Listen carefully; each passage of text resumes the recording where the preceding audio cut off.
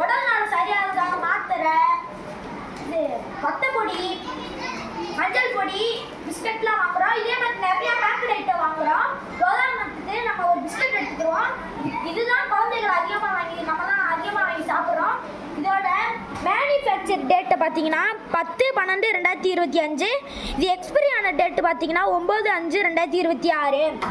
இவங்க இந்த பொருளை தயாரித்த தேதி வந்து 10/12/2025 இந்த பொருளை தயாரிச்சிருக்காங்க. 9/5/2026 இந்த பொருள் காலாவதி ஆயிருக்கு.